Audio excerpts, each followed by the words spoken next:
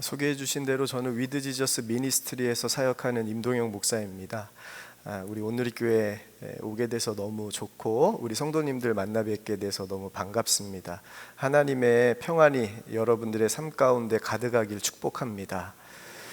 제가 가는 곳곳마다 누구를 만나든지 처음 만나면 하는 질문이 있습니다. 인생에서 이 질문이 가장 중요하기 때문에 그렇습니다. 제가 온누리교회 몇 번째인지 아세요? 첫 번째입니다. 그래서 여러분들에게도 동일한 질문을 드리려고 합니다. 당신은 구원 받았습니까? 아멘. 오늘 혹 구원받지 못하신 분이 오늘 처음 교회에 오신 분들이 있거나 아직도 예수님을 인격적으로 만나지 못하신 분이 있다면 오늘 예수님을 만나는 복이 있길 축복합니다. 제일 중요한 일입니다. 근데 구원받은 자에게는 구원받은 증거가 있어요. 그래서 확신 있는 사람들은 얼굴이 다르지 않습니까? 우리 온누리교회 성도님들 보니까 얼굴이 달라요. 증거가 뭐죠?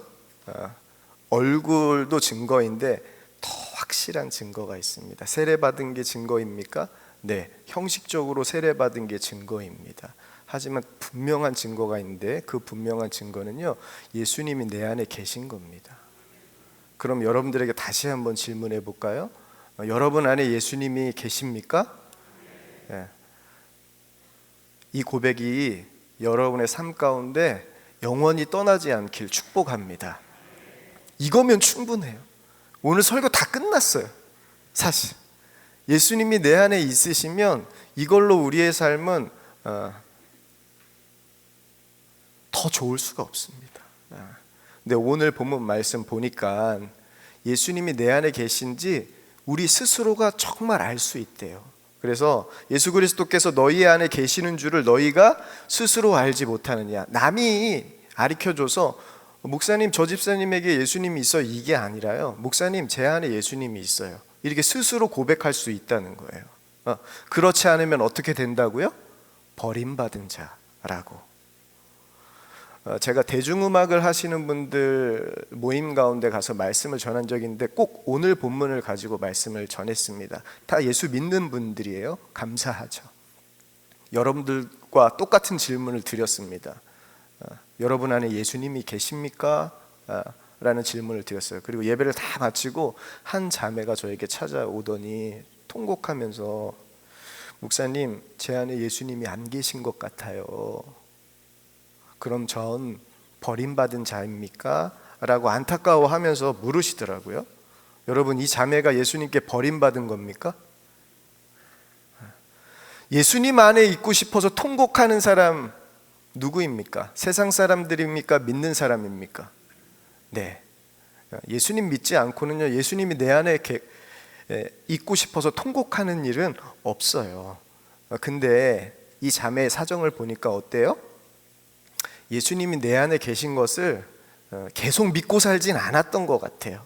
그래서 자신의 삶을 말씀을 통해 돌아보니까 자신에게 지금 뭐가 없는 것 같아요? 믿음이 없는 것 같아요. 믿음을 잃어버린 것 같아요. 그래서 후회했던 것 같아요. 근데 많은 그리스도인들이 이 자매처럼 살아갑니다. 예수님을 그냥 잊고 살아가요. 그래서 세상의 유혹에 넘어지고 죄에 빠져서 살아갑니다. 어디를 보면 알아요? 우리 마음을 보면 알아요.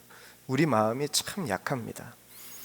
제가 첫 번째 부목사 사역을 인천에 있는 부광교회에서 했습니다. 그때 저녁 한 5시쯤 됐을 때 우리 목사님들이 전체가 모여서 회의하고 있었었는데 한 목사님이 늦게 오시면서 떡볶이를 사갖고 온 거예요. 그러자 그 회의가 어떻게 됐을까요? 회의가 중단됐습니다. 네. 떡볶이 하나에도 마음이 무너지는 게 누구의 마음이에요? 목사의 마음이라는 것을 제가 그때 뼈저리게 느꼈어요. 떡볶이에만 무너지는 게 아니더라고요. 제가 신방 마치고 주유를 하러 주유소에 갔어요. 좋은 가격에 주유했다 하고 교회로 돌아가는데 또 주유소가 보이더라고요. 근데 그 주유소가 더 좋은 가격이었어요. 제 마음이 어땠을까요? 거기서 넣을 걸. 얼마 차이였을까요? 10원 차이였어요. 10원에도 무너지는 게 누구 마음? 여러분 마음 아니고 목사 마음이더라고요. 그래서 성경은 너무나도 분명히 얘기하는 거예요. 모든 지킬 만한 것 중에 더욱 뭐를? 내 마음을 지키라. 생명이 근원이 이에서 남이라. 저는 2015년부터 지난 9월까지 선한목자교회에서 유기성 목사님과 함께 사역했습니다. 그 교회에서 사역하면서 제가 받은 복이 있어요. 뭐냐면 예수님과 친해졌다는 거예요. 그리고 예수님을 더 사랑하게 됐다는 것. 그래서 이 고백을 해요. 예수님 한 분이면 오늘의 교회도 다 예수님 한 분이면 아멘입니다. 그 고백을 해요. 예수님과 동행하는 삶을, 예수님과 동행하는 훈련을 선한목자교회에서 했습니다. 뭐 예수님과 동행하는 훈련은 다른 게 아니에요. 예수님이 내 안에 계신 것을 뭐 하며 살아가자? 의식하면서 예수님이 내 안에 계신 것을 믿고 살아보자. 이게 예수 동행 운동이거든요. 지금은 이 운동을 하고 있는 곳이 위드 지저스 미니스트리입니다. 그곳에서 제가 사역을 하고 있는데, 예수님을 의식하면서 사역하고, 예수님을 의식하면서 예배하고, 예수님을 의식하면서 식사하고, 예수님을 의식하면서 뭐 하는 거예요? 이야기 나눠보자는 거예요. 근데 제가 이 예수님과 동행하는 훈련, 예수님을 의식하는 게 얼마나 중요한지 뼈저리게 느꼈어요. 예배할 때 딴 생각 나요? 안 나요? 네, 납니다. 마음을 놓고 있으면 딴 생각이 나요. 찬양할 때도 나요. 그럼 기도할 때는? 그럼 이렇게 얘기해볼까? 침묵 기도 말고 통성 기도할 때는? 그럼 설교할 때는 어떨까요? 예수님을 의식하지 않고도 설교할 수 있습니다. 제가 이거를 느꼈어요. 그래서 마음은 어떻게 지키는 거예요? 항상 지켜야 돼요. 그래서 늘 주님을 바라보고 주님을 의식하면서 살아가는 일이 얼마나 중요한 일인지 제가 깨달았어요. 예수님을 의식하지 않으면 그냥 살아요. 그냥 생각나는 대로 생각하고 말하는 대로, 생각나는 대로 입을 벌려서 말하게 돼요. 그러니까 세상 유혹에 넘어지고 죄를 짓고 살게 되더라고요. 근데 예수님을 내 안에 늘 의식하면 어떤 일이 일어날까요? 왜 예수님을 의식하는 걸까요? 이유는 하나예요. 예수님이 내 안에 역사하시기 위해서입니다. 예수님이 내 삶에 역사하시면 우리는 뭐 하는 거예요? 세상 이길 수 있어요. 용서할 수 없는 사람도 용서할 수 있습니다. 사랑하기 싫은 사람 사랑하게 돼요. 원수도 사랑하게 되고, 고난을 만나도 어떻게 돼요? 예수님이 내 안에 있으면 두렵지가 않아요. 나의 모난 것 자랑하고 싶습니까? 나의 약점 자랑하고 싶어요? 근데요, 나의 약점이 자랑이 돼요. 예수님이 내 안에 계시면. 이것이 누구의 삶이에요? 그리스도인의 삶입니다. 내가 역사하는 삶이 아니라 누가 역사하는 삶? 내 안에 계신 예수님이 역사하는 삶. 이 삶이 그리스도인의 삶이에요. 이게 바로 나는 죽고 예수로 사는 삶입니다. 그래서 바울이 고백하잖아요. 내가 그리스도와 함께 십자가에 못 박혔나니 그런즉 이제는 내가 사는 것이 아니요 오직 내 안에 예수 그리스도께서 사시는 것이다. 이제 내가 육체 가운데 사는 것은 나를 사랑하사 나를 위하여 자기 자신을 버리신 하나님의 아들을 믿는 뭐로요? 믿음 안에서 사는 것이다. 내가 항상 믿음 안에 있는지 우리가 점검해 봐야 합니다. 그래서 오늘 본문 말씀이 어떻게 시작하는 거예요? 너희는 믿음 안에 있는가? 믿음 안에 있으면 예수님이 내 안에 계신 게 분명히 믿어져요. 이게 가장 큰 복이에요. 왜요? 예수님께서 역사하시기 때문에. 예수님께서 역사하시는 삶을 매일 살아가는 온누리교회 성도님들 되시길 축복합니다. 그래서 우리가 날마다 믿음 안에 있는지 점검하는 일이 중요해요? 정말 중요해요? 네, 정말 중요한 일이죠. 그래서 지금 내가 믿음 안에 있는지 알아야 됩니다. 그 방법도 오늘 말씀에 기록되어져 있어요. 고린도후서 13장 5절인데요. 너희 자신을 시험하고 너희 자신을 확증하라. 내가 믿음 안에 있는지 날마다 뭐 하래요? 자신을 시험하래요. 그리고 확증하래요. 이것이 예수님 잘 믿는 거예요. 여러분, 예수님 잘 믿고 싶으시죠? 오늘이 교회 성도님 얼굴 보니까 그래요. 적당히 믿고 싶으신 거 아니죠? 정말 내가 믿음 안에 있는지, 예수님이 내 안에 계신지, 그럼 여러분들은 날마다 묻고 있습니까? 점검하고 있습니까? 만약 묻는 것조차, 주님 제가 믿음 안에 있습니까? 묻는 것조차 하지 않는다면 예수님을 잘 믿고 있다고 여길 수 있을까요? 정말 예수님이 나와 함께 하시는 삶을 살아가는 오늘의 교회 성도님들 되시길 축복합니다. 이게 예수님과 동행하는 삶이에요. 예수님과 동행하는 삶이 바로 예수님 잘 믿는 길이죠. 예수님과 동행하면요, 우리의 삶은요 변하게 돼요. 말이 변해요. 생각하는 것 자체가 바뀌고 생각이 달라지니 행동이 달라져요. 왜요? 너희 안에 이 마음을 품으라. 곧 그리스도 예수의 마음이니. 예수님이 계시면 예수님의 마음이 품어집니다. 그러니 우리의 삶의 초점이 어떻게 돼요? 달라져요. 우리의 삶의 초점이요 항상 나에게 시선이 되어져 있던 것이 예수님과 동행하면, 내가 믿음 안에 있으면, 예수님을 의식하면 시선이 어디로 옮겨지는 거예요? 예수 그리스도, 나를 구원하신 예수 그리스도에게 초점이 달라지는 거예요. 이 초점이 달라지는 사람은 그래서 이렇게 고백합니다. 바울이 고린도 교회를 향해 이렇게 고백해요. 그런즉 우리는 몸으로 있든지 떠나든지 주를 기쁘시게 하는 자가 되기를 힘쓰노라. 에베소 교회에는 바울이 이렇게 또 고백해요. 주를 기쁘시게 할 것이 무엇인가 시험하여 보라. 본인은요 몸으로 있으나 떠나 있으나 주를 기쁘시게 하는 자가 되고 싶은 거예요. 그러니까 뭐 하라는 거예요? 다른 사람들에게도 그럼 여러분들도 주님을 기쁘시게 할 것이 무엇인지 시험해 보십시오 라고 권면하는 겁니다. 여러분, 자신을 시험하는 방법 무엇일까요?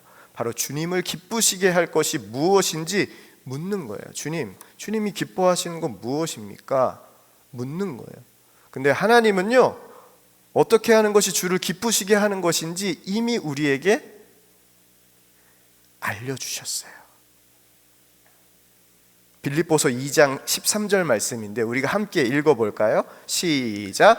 너희 안에서 행하시는 이는 하나님이시니 자기의 기쁘신 뜻을 위하여 너희에게 소원을 두고 행하게 하시나니. 아멘. 예수님과 동행하면 어떻게 돼요? 하나님의 기쁘신 뜻을 품게 돼요. 하나님의 기쁘신 뜻이 빌립보서 2장 13절 말씀에는 하나님의 소원이라고 표현하고 있습니다. 여러분에게는 하나님의 소원이 있습니까? 하나님의 소원을 품는 자가 바로 그리스도인이에요. 매일매일 하나님의 소원을 품는 자, 하나님의 소원이 듬뿍 담긴 곳이 있습니다. 어디일까요? 그거 알려드리러 온 거예요. 근데 너무 실망하지 마세요. 여기에 있습니다. 하나님의 소원이 담겨져 듬뿍, 아주 듬뿍 우리 성가대에 담겨져 있는 곳, 말씀이에요. 여러분, 말씀으로 살아가고 있는지. 오늘 제가 오늘의 교회 일부 예배 드리면서도 큰 은혜를 받았습니다. 말씀을 읽을 때 아멘만 하지 않고 말씀 주셔서 감사합니다까지 고백하고 또 그 다음 고백이 인상적이더라고요.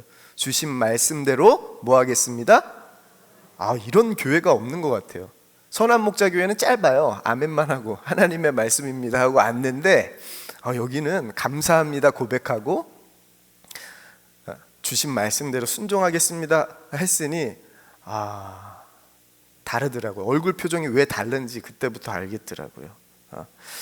예수님께서 믿음하면 생각나게 하시는 사람이 있어요. 여러분, 예수님 시대에 믿음하면 생각나는 사람 누구예요? 여러 사람이 있겠지만 이름도 없어요. 백부장이에요. 백부장 여러분 기억하세요? 다 기억하시네요. 왜 왔어요? 예수님께 종의 병을 고쳐달라고, 중풍병 걸린 자신의 종을 고쳐달라고 예수님께 왔습니다. 그래서 예수님이 그 마음이 너무 귀해서 네 아들도 아니고 아내도 아니고 어머니도 아니고 부모도 아니고 종이냐? 그럼 내가 뭐 하겠다? 가서 고쳐주겠다 했는데 백부장이 이렇게 얘기합니다. 마태복음 8장 8절 말씀이에요. 주여 내 집에 들어오심을 나는 감당하지 못하겠사오니 다만 말씀으로만 하옵소서. 그러면 내 하인이 낫겠습니다 라고 고백하죠. 이 이야기를 들으시고 예수님께서 이렇게 얘기해요. 이스라엘 중에서 이만한 믿음을 본 적이 없다라고 극찬하셨죠. 뭐예요? 말씀만 하시면 고침을 받을 수 있겠다는 믿음, 이 믿음을 예수님께서 칭찬하셨습니다. 그리고 백부장은 어떻게 한 거예요? 말씀만 가지고 집으로 돌아갔습니다. 그런데 어떻게 된 거예요? 종의 병이 나았습니다. 제가 선한목자교회 부임하기까지 가장 많이 고민했던 한 가지가 있었습니다. 그 고민은 저희 어머니였어요. 아버지께서 돌아가시고 저희 가정은 어머니를 모시고 살았습니다. 어머니를 두고 선한목자교회에 가는 것이 맞는가, 이게 하나님의 부르심인가 기도하고 또 기도했습니다.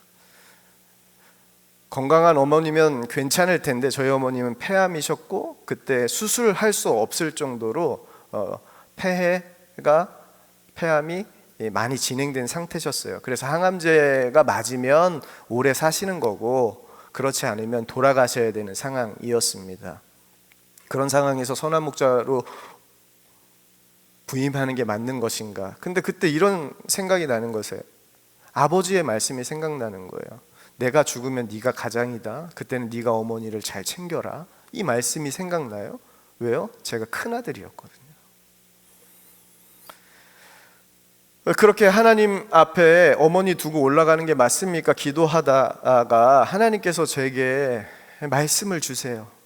이런 말씀을 생각나게 하셨어요. 요한복음 14장 1절 말씀. 너희는 마음에 근심하지 말라. 하나님을 믿으니 또 나를 믿으라.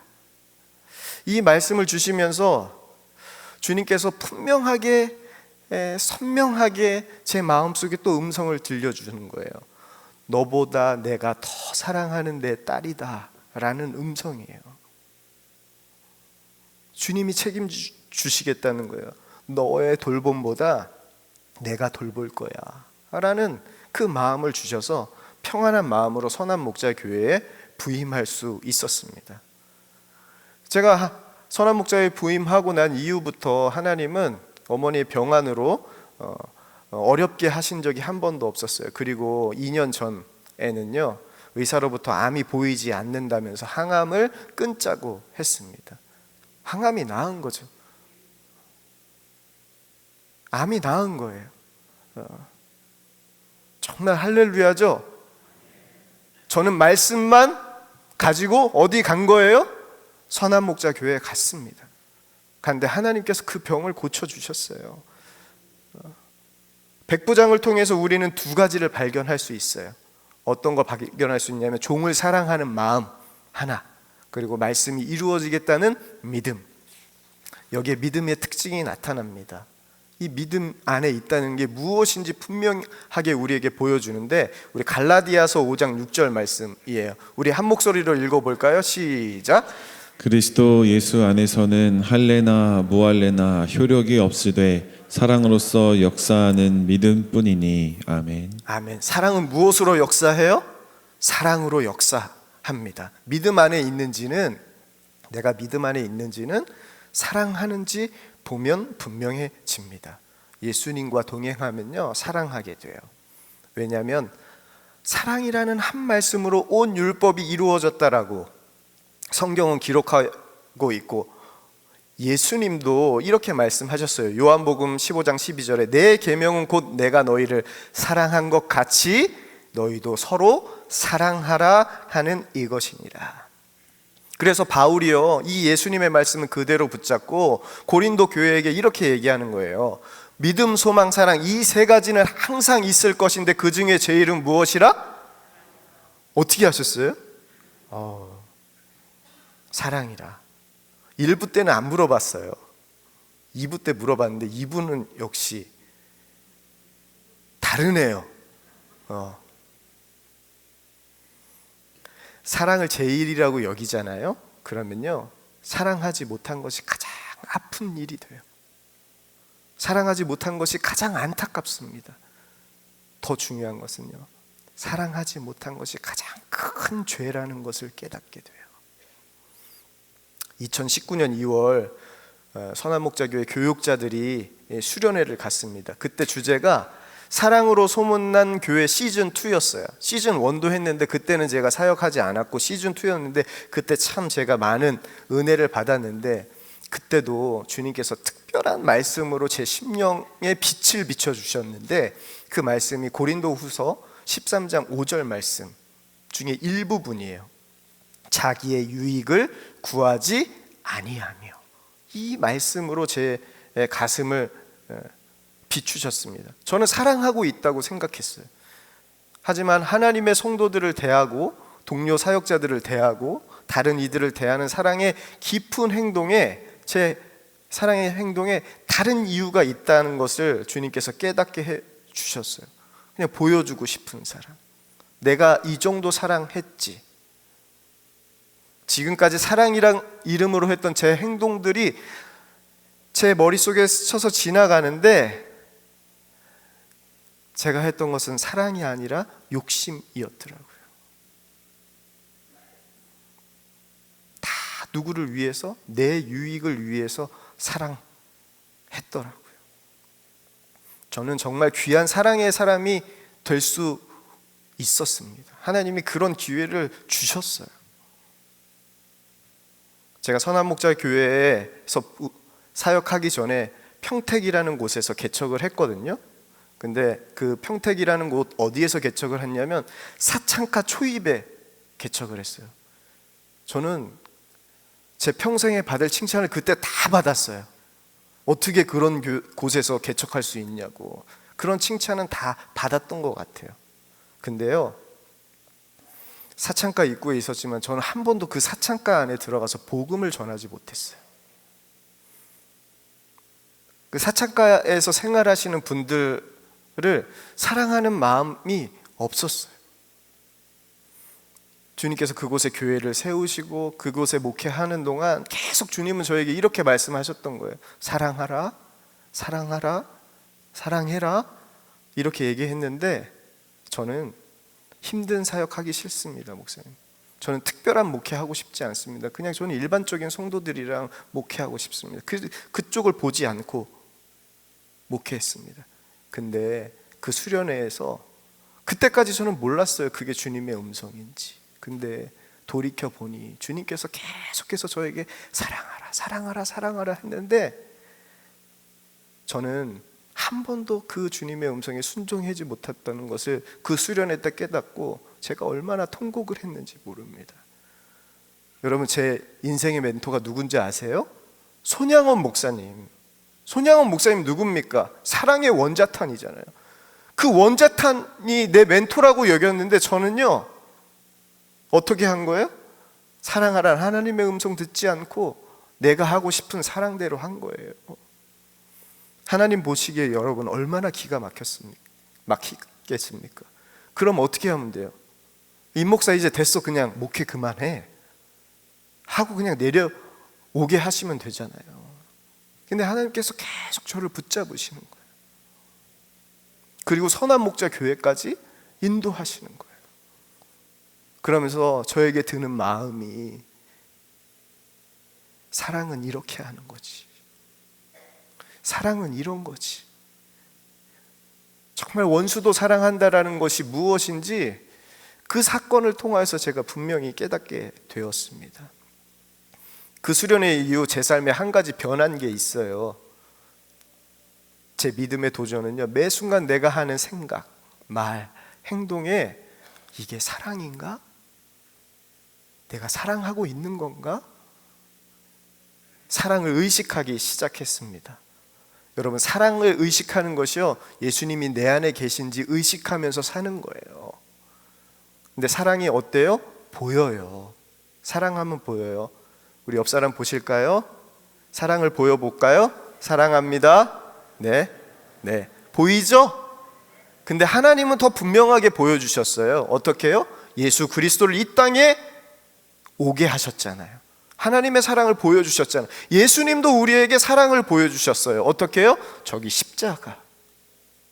십자가에 달려서 자신의 생명 다 아낌없이 내어주시면서 사랑을 보여주셨잖아요. 우리가 그렇게 사랑을 의식하며 살면 우리에겐 누가 나오는 거예요? 사랑이 나와요. 예수님이 우리의 삶 속에 나오는 거예요. 그래서 사랑하면 우리는 예수님을 닮게 됩니다. 이렇게 예수님과 동행하면 예수님을 사랑할 뿐만이 아니라 하나님의 사랑을 보는 눈이 활짝 열려요. 활짝 열립니다. 하나님의 사랑이 우리에게 어떻게 주어지나요? 은혜로 주어져요. 은혜를 보는 눈이, 예수님과 동행하잖아요. 은혜를 보는 눈이 열려서 은혜 받으면 뭐 합니까? 우리 은혜 받으면 하나님 앞에 감사하게 되잖아요. 믿음의 눈이 열리고 모든 것이 감사가 돼요. 그래서 주님이 오시면 어떻게 되냐면, 주님이 오시면 은혜들이 보여요. 고린도전서 2장 12절 말씀 우리 한번 함께 읽어볼까요? 시작. 우리가 세상의 영을 받지 아니하고 오직 하나님으로부터 온 영을 받았으니 이는 우리로 하여금 하나님께서 우리에게 은혜로 주신 것들을 알게 하려 하심이라. 아멘. 아멘. 은혜의 눈이 열리면요, 모든 것이 감사해요. 주님이 나와 함께 하시기 때문에. 제가 일터 행전을 쓴 방손호 장로님의 강의를 들으면서 충격을 받은 적이 있습니다. 그분의 한마디 때문이에요. 그분이 뭐라고 했냐면, 저는 일터에 은혜 받으러 갑니다, 이렇게 고백하시더라고요. 여러분, 은혜는 어디로 받으러 와야 돼요? 교회죠. 근데 은혜를 어디로 받으러 가는 거예요? 일터. 일터는 뭐 받는 곳이에요? 스트레스? 근데 은혜 받는, 예수님이 내 안에 계신 게 의식되는 사람은, 예수님이 나와 함께 계심이 분명히 믿어지는 사람은 그가 어디를 가든지 그 자리가 무슨 자리가 되는 거예요? 은혜의 자리, 은혜가 임하는 자리. 예수님이 함께 하시는 곳이 은혜가 있는 자리. 그러니까 그 은혜가 있는 곳마다 뭐가 터져 나오는 거예요? 감사가 나오는 겁니다. 예수님이 나와 함께 있으면요, 정말 두렵지가 않아요. 예수님이 나와 함께 하시기 때문입니다. 나의 약함이요, 정말 자랑이 돼요. 왜요? 그리스도의 능력이 머무는 통로가 뭐냐면 나의 약함이라고 바울이 고백하잖아요. 고난도 기뻐해요. 왜? 하늘의 상이 크다고 예수님 말씀하셨고 부족함이 없어요. 왜? 예수님이 함께 하시면 예수님 한 분으로 충분하기 때문에. 그래서 다윗이 뭐라고 고백해요? 여호와는 나의 목자시니 내게 부족함이 없으리라. 아멘이죠. 이 믿음 안에 거하기 위해서 주님이 나의 목자이시니 내게 부족함이 없습니다, 이 믿음 안에 거하기 위해서 우리는 뭐 해야 되는 거예요? 주님을 바라봐야 되는 거예요. 믿음의 주이신, 우리의 믿음의 모범이신 우리의 주님, 그리고 우리를 온전케 하시는 주님을 바라봐야 되는 겁니다. 하나님은 항상 믿음 안에 있는 자들에게, 자신을 시험하며 확증하려는 자들에게 정말 한없는 은혜로 자신의 사랑을 확증시켜 주세요. 그게 날마다 여러분의 삶 가운데 임하길 축복합니다. 저는 불신자 가정에서 태어났습니다.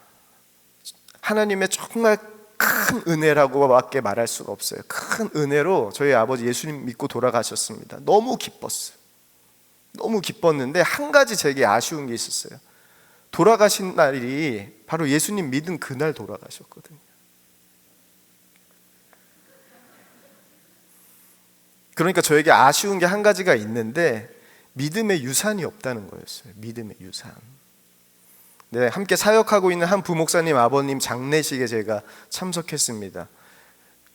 그 목사님 아버님은요, 목사님이 고등학교 때 낙상하셔가지고 20년 동안 식물 인간으로 지내시다가 돌아가신 거예요. 그런데 그 장례식장에서 예배를 담당하시는 목사님의 설교, 그리고 설교를 듣고 유족들이 나와서 인사하는데 그 믿음의 유산들을 설교에도 그 인사 시간에도 이야기하는 것을 보면서 제가 참 감사했고, 감사한 것만이 아니라 약간 부러운 마음이 들더라고요. 그렇게 예배를 드리고 버스 타고 돌아가는데 주님께서 저에게 이렇게 말씀하시는 거예요. 동효가, 너희 아버지가 너에게 남긴 믿음의 유산은 없는 것 같니? 라고 물으세요. 어디 있습니까? 그러면서 주님께서 이렇게 말씀하세요.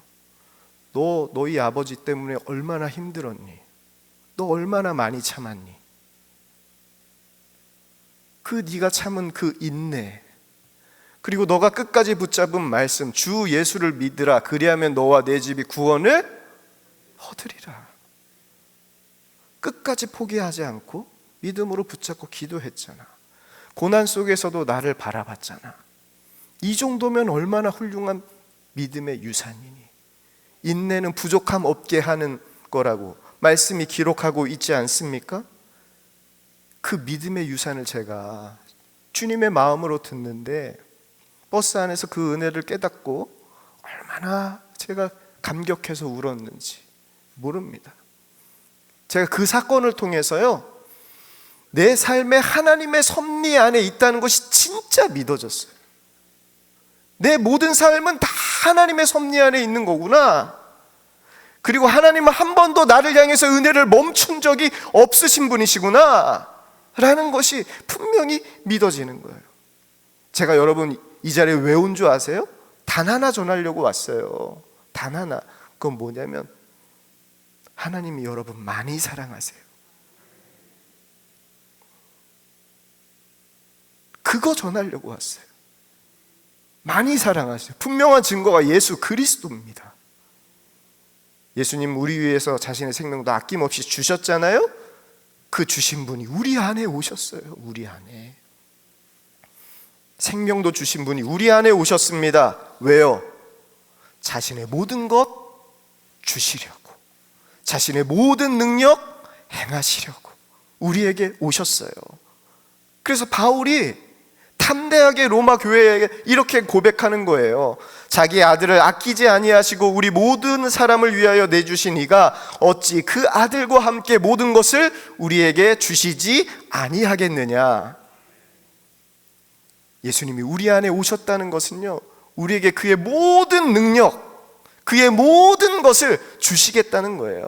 우리는 할 수 없어요. 하지만 예수님은 하실 수 있습니다. 예수님이 하시면 돼요. 그래서 바울이 고백하잖아요. 내게 능력 주시는 자 안에서 내가 모든 것을 할 수 있느니라. 예수님 안에서 나는 모든 것 할 수 있습니다. 고백하잖아요. 하나님 그렇게 예수님 보내주신 것도 너무 감사한 일인데요, 많이 사랑해 주시는 것도 감사한데 그 사랑의 결정체를 우리에게 약속하셨어요. 그게 뭐냐면 하나님은요, 우리를 향한 사랑을 절대 멈추지 않기로 결정하셨습니다. 거두지 않기로. 그래서 여호와는 선하시며 인자하심이 뭐 하시다고요? 영원하시다고. 그리고 예수님께서 우리에게 멈추지 않기로 작정하시면서 약속의 말씀을 주셨잖아요. 마태복음 28장 20절 말씀이에요. 볼지어다 내가 세상 끝날까지 너희와 항상 함께 있으리라. 여러분 이 믿음이면 충분합니다. 다른 것이 필요하지 않아요. 예수님은요, 여러분이 넘어져도 함께 하시고, 여러분이 일어서 있어도 함께 하시고, 여러분이 슬퍼도 함께 하시고, 기뻐도 함께 하시고, 설령 여러분들이 죄에 빠져 있어도 여러분과 함께 하세요. 여러분이 의식하는 순간 그 죄에서 벗어날 수 있습니다. 일어설 수 있습니다. 예수님이 내 안에 계시면 일어설 수 있어요. 그래서 세상을 이기는 승리가 어디에 달려 있는 거예요? 믿음에 달려 있어요. 그래서 요한 기자는 분명하게 얘기하잖아요. 무릇 하나님께로부터 난 자마다 세상을 이기느니라. 세상을 이기는 승리는 이것이니 우리의 믿음이니라.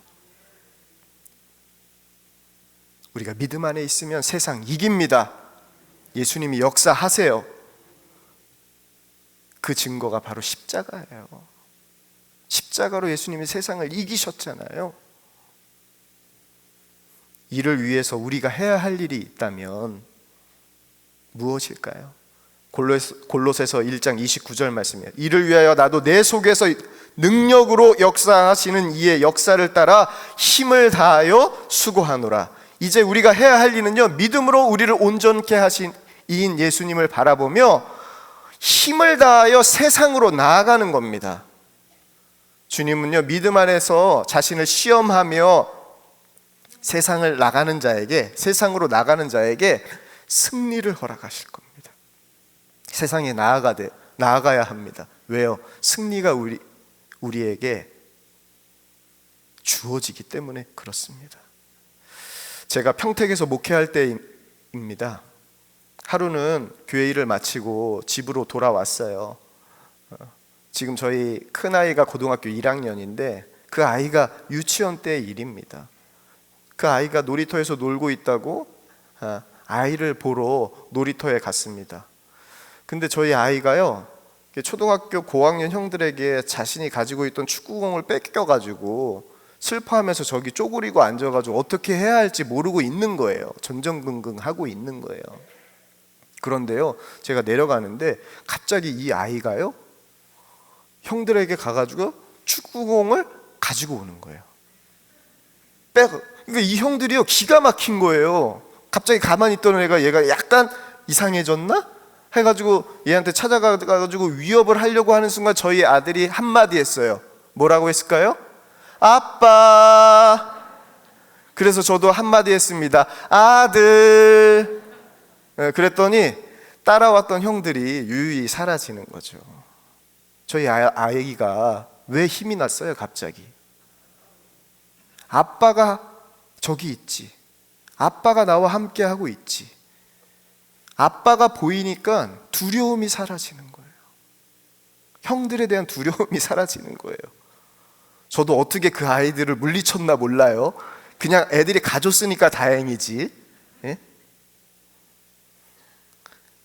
우리가 해야 할 것은요, 하나님이 나에게 영원히 함께 하실 것을 믿고 나아가는 겁니다.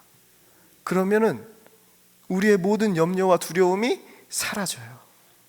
그리고 하나님의 승리가 우리에게 찾아옵니다. 하나님의 은혜, 사랑의 확증이 우리의 삶 가운데 찾아와요. 그래서 저는 주님을 의식하고 믿음으로 매일매일 주님과 동행하는 은혜를 담기 위해서 예수 동행 일기를 씁니다. 써서 증거가 남은 것을 여러분들에게 다 지금 뭐 하는 거예요? 전하는 거예요. 날마다 믿음 안에서 예수님의 마음을 품고 말씀 그대로 순종하는 온누리교회 성도님들 되시길 축복합니다.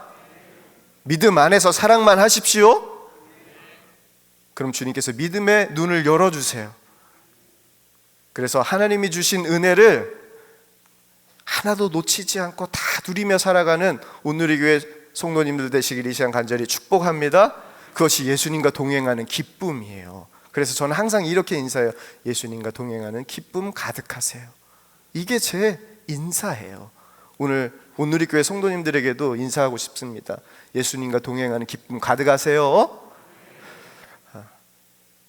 이게 설교 끝이거든요. 근데 온누리교회 예배를 보니까 설교 끝이 중요하더라고요. 이 다음이 저에게는 제일 두려운 시간이에요. 보니까요, 박성수 목사님 예배 끝나게 이렇게 나가시더라고요. 그러면서 받은 은혜를 적어보세요 이렇게 얘기하는데, 왜 두려웠냐면 저에게는 받을 은혜가 없을 것 같은 마음이 들어서 이게 두려운 거예요. 그래서 질문을 바꿨습니다. 여러분, 믿음 안에 있다는 것은 무엇일까? 한번 적어보세요. 믿음 안에 있다는 것 무엇인지 적어보시고, 날마다 믿음 안에서 예수님과 동행하면 어떤 삶이 펼쳐질지 한번 적어보세요. 이게 바로 예수 동행 일기입니다. 주님이 주신 마음을 적는 것, 주님과 함께 한 생활을 한 것을 적는 것, 주님이 주신 소원을 적는 것, 그것이 예수 동행 일기예요. 그리고 감사한 내용을 적는 것, 은혜에 감사한 내용을 적는 것, 이게 예수 동행 일기입니다. 그렇게 예수님과 동행하는 것을 한번 적어보자는 거예요. 적으면요 힘이 있거든요. 어떤 힘이 있는지 아세요? 여러분들 것을 보고 다른 사람들이 은혜를 받아요. 여러분 간증의 은혜를 받으시죠? 간증은요 영원한 힘이 있습니다. 하나님이 역사하신 사건은요 한 번의 역사로 끝나지 않아요. 그 힘은요 영원합니다. 십자가가 증거잖아요. 십자가의 능력이 어때요? 영원하죠. 하나님이 나에게 허락하신 하나님의 능력도, 그 능력인 은혜도요 영원합니다. 여러분이 적으면 그게 영원하게 남아요.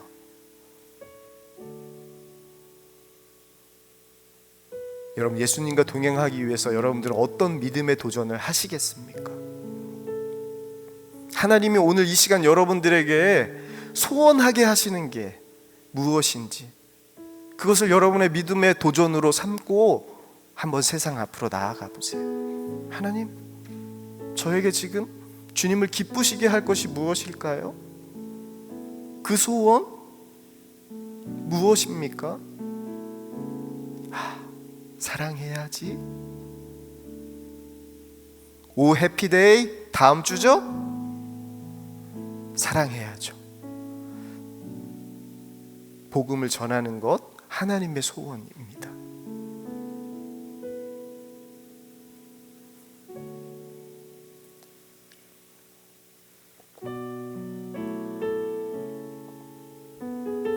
그리고 날마다 내 안에 예수님이 계신지 온누리 교회 성도님들도 예수 동행 일기를 한번 적어보세요.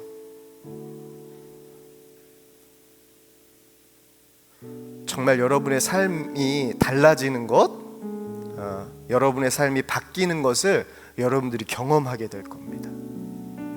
정말 예수님이 기뻐하시는 삶으로 내 삶이 나에서 예수님에게 초점이 완전히 바뀌어지는 것을 여러분들이 누리게 될 겁니다. 예수님 한 분이면 충분하죠. 그 복이 우리 온누리 교회 성도들에게 임하길 축복합니다. 가정에 임하길 축복합니다. 교회에 임하길 축복합니다. 기도하겠습니다. 아버지 하나님, 참 감사합니다. 하나님 많이 사랑하여 주셔서 참 감사합니다. 우리를 사랑하신 분명한 증거 예수 그리스도를 우리 안에 보내주시니 참 감사합니다. 예수님과 함께 동행하며 사랑만 하는 저희가 되게 하여 주시옵소서. 가정에 천국과 같은 가정이 되게 하여 주시옵소서. 그리고 하나님의 소원을 품고 말씀 그대로, 말씀만 가지고 순종할 때 말씀을 이루시는 그 놀라운 역사가 하나님 온누리교회 성도들 가운데, 가정 가운데, 교회 가운데 임하게 하여 주시옵소서. 그렇게 주님과 동행하는 그 놀라운 기쁨, 그래서 감사가 멈추지 않는 교회 되게 하여 주시고, 가정 되게 하여 주시고, 성도 되게 하여 주시옵소서. 이제는 우리 구주 예수 그리스도의 십자가의 은혜와 하나님의 크신 사랑하심과 성령님의 보호하시고 인도하시고 함께 하심이 날마다 믿음 안에 예수님과 함께 동행하길 원하는 모든 성도와 그 가정, 일터 이 교회 위에 이제로부터 영원까지 함께 하시길 간절히 축원하옵나이다. 아멘.